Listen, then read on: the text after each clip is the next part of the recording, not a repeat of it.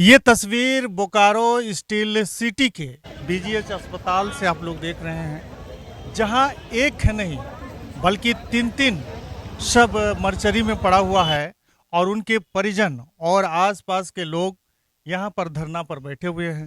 आखिर इन लोगों के साथ में न्याय क्यों नहीं हो रहा है, कहां कानूनी पेच फंस रहा है, ये तमाम तरह की चीज़ें हम समझने का प्रयास करेंगे। और काफ़ी लोग एक नहीं बल्कि 6-6 दिन से यहाँ पर धरना पर बैठे हुए हैं और इन लोगों की सिक्योरिटी के लिए देख सकते हैं बगल में कितने सारे पुलिस के जवान दिए हुए हैं। बताइए, ये लोग यहाँ पे अधिकार मांगने आए हैं और इन लोगों के लिए मतलब क्या कहा जाए समझ में नहीं आता है। ये बोकारो जब बना तब यहाँ के विस्थापितों को यही प्रबंधक लोग लिख लिख के देने लगे, तो कभी मौखिक बोलने लगे, लेकिन इन चीजों का कभी केंद्र में कानून नहीं बना। आज उसी का भुगत रहे हैं यहाँ के विस्थापित। खैर, जो भी मामला है, विस्थापित के ही लोग हैं ये लोग, एक तरह से कहा जाए। बाबू, तुम्हारा नाम क्या हुआ? राहुल कुमार। क्या है मामला, बताओ तो जरा, क्यों बैठे हो 6 दिन से धरना में? पापा डेथ कर गए रोमरचरी में। जो मृतक हैं वो मेरे पापा हैं, उनका नाम मेघनाथ रजवार है। उनका तबीयत बहुत दिनों से ख़राब था तबीयत, और 29 नवंबर को तबीयत ख़राब हुआ था प्लांट में। तो वहाँ से उनको मतलब यहाँ रेफ़र किया गया था। करीब करीब एक हफ्ता रहने के बाद इनको यहाँ से डिस्चार्ज किया गया। उसके बाद फिर वो ड्यूटी पे जाने लगे। फिर तबीयत ख़राब होता ही था उनका बराबर से, तो फिर तबीयत ख़राब हुआ वहाँ पे। तो फिर प्लांट से घर लाया गया 2 दिन के लिए। फिर 2 दिन रेस्ट थे। 1 जनवरी का फिर से तबीयत ख़राब हो गया, एकदम वेंटिलेटर में चले गए। 2 तारीख को उनका डायलिसिस किया गया, 4 को डायलिसिस किया गया, 7 को किया गया और 13 को किया गया। करीब करीब डॉक्टर का मतलब 13 बार डायलिसिस का प्लान था, तो इसमें 4 बार किया जा चुका था और 18 को मतलब रात में उनकी मौत हो जाती है। तो 18 को उनकी मौत हो जाती है, तो फिर आप लोग धरना क्यों दे रहे हैं? नियोजन के लिए, क्योंकि इनका मानना है जैसे कि हम लोग जैसे बोर्ड के लिए अप्लाई किए थे, 6 तारीख को बोर्ड का अप्लाई किए, 7 तारीख का बोर्ड हुआ।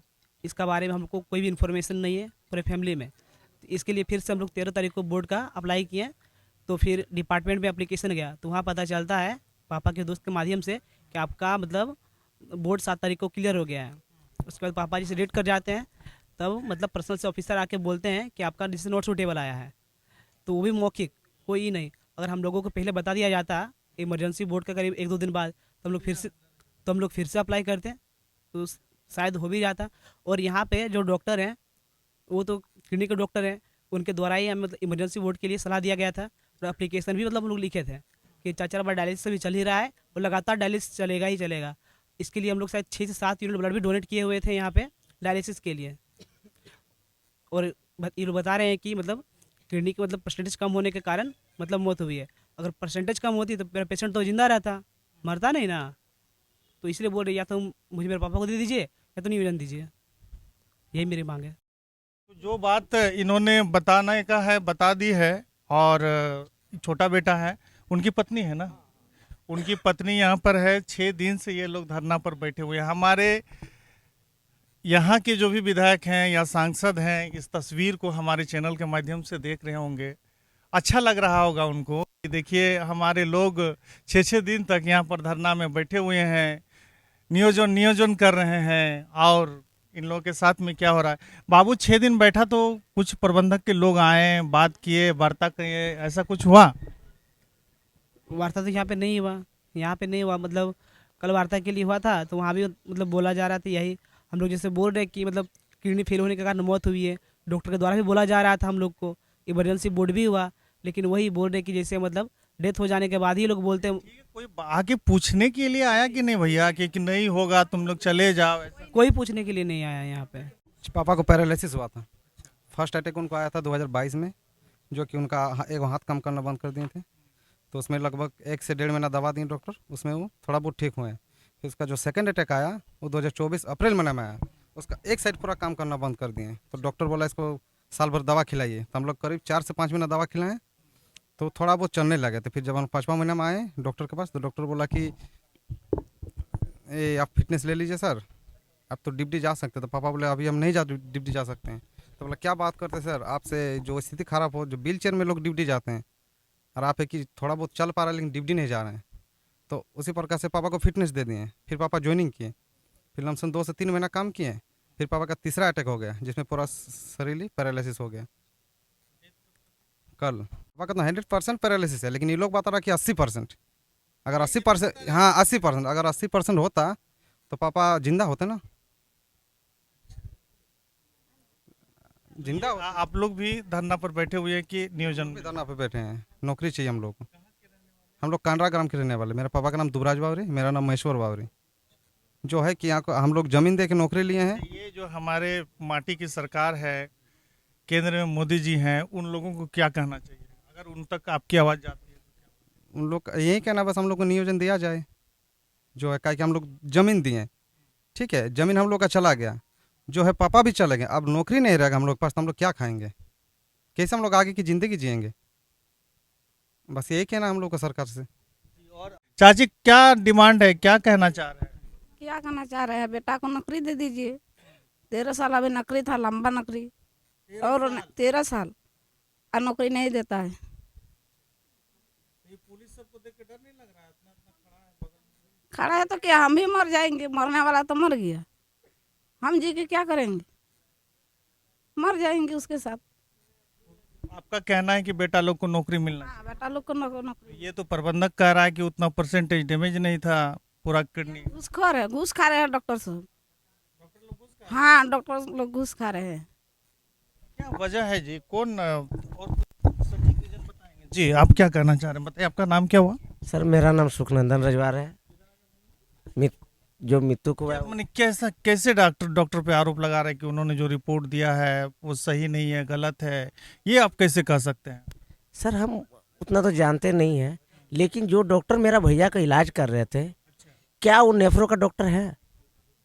वो मतलब जो डॉक्टर इलाज कर रहा था वो नेफ्रो का डॉक्टर? वो तो नेफ्रो का डॉक्टर है नहीं, वो तो मेडिसिन का डॉक्टर है। अगर वो मेडिसिन का डॉक्टर है तो मेरा भैया को रेफर क्यों नहीं किया गया? वो तो मर्डर किया मेरा भैया का, ये तो इलाज ही नहीं है। आपके पास वो डॉक्टर नहीं है तो फिर उस चीज़ का इलाज कैसे कर सकते हैं? मेरा यही कहना है। हम लोग सांसद तक गए, विधायक तक गए, हम लोग गुहार किया, बोलो थोड़ा सा। हाथ जोड़ लिए, पैर पड़ लिए, तो माए बेटी छुआ स्वाभिन के लिए वहाँ एगो नंबर दिले, ओकर नाम ले साधु शरण गोप, हम नेताजी। वो कल हैंडल करबो, एक दिन अलो हाथ जोड़ के निकल गलो, वो कहलो माए बेटी के लेके चलो मेन गेट जाम करबे। अच्छा एक चीज़ बतवा, जकर बॉडी 6 दिन से राखल रहते वो लड़क सकती है ओकर?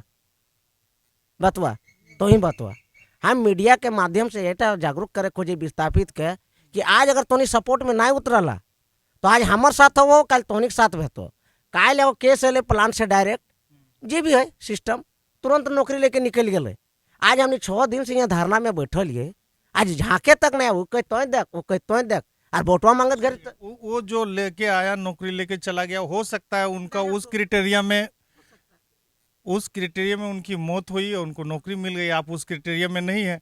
ये बताइए कि उस क्राइटेरिया में कहीं होने के लिए कहीं आप लोग के साथ में डॉक्टर खेला किया, या कौन गलती, कहाँ पे गलती हो रही है, इस बात पर आप बोले। दूसरा कौन क्या कर रहा है उसको मत देखिए। गलती हमारे से एक चीज़ बोले, हम सेटिंग नहीं कर पा रही।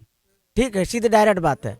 अगर हम उन लोग का थोड़ी बोल रहे हैं, हम अपना बोल रहे हैं ना, सेटिंग नहीं कर, हम सेटिंग नहीं कर पाए। गंभीर आरोप लगा रहे हैं। बात है, अगर डॉक्टर बोलता है कि परसेंटेज के कम से अगर आपका नौकरी नहीं हो सकता, तो फिर मेरे भाई का डेथ कैसे हुआ? आप डायलिसिस क्यों किए? वो तो दवाई से भी ठीक हो सकते थे। अगर परसेंटेज कम है पेशेंट का तो दवाई से ठीक हो सकते थे। आपको 4 बार डायलिसिस नहीं ना करना चाहिए। मेरा यही आरोप है डॉक्टर के पास। तो ये लिखित आप लोगों को कहाँ मिला? अभी तक सर हमको लिखित एक भी नहीं मिला।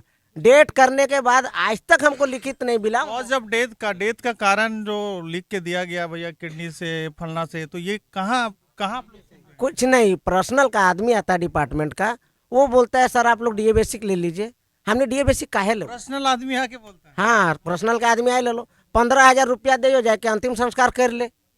तो डीए बेसिक तो बाप के थोड़े लाए, उठा तो हमार लाए, उठा क्यों थोड़े रोके पड़ते, उठा तो हमार लाए। डीए बेसिक तो बाप के लाए जरूर देते। हमका तो नौकरी चाहिए ना, जान के बदले। हमने वार्ता में बैठल लिए, ठीक है, एडीएम में, वो हमारे से सवाल जवाब कर ले, बाबू नौकरी नहीं दे पारबो। हम कहलिए अगर 6 तारीख का मैं इमरजेंसी बोर्ड अप्लाई कर लियो तो 7 तारीख के तो जब बोर्ड कर ले तो फैमिली का जानकारी हो चाहिए ना, कोकरो जानकारी नहीं है, पहला बात। दूसरा बात, अगर 4 दिन से 5 दिन में अगर हमारे रिपोर्ट मिलता है, में नॉट सुटेबल मिलता है, तो पेशेंट हमारे जिंदा रहा है, अगर में हमारा अप्लाई कर समय तो मिलता है ना।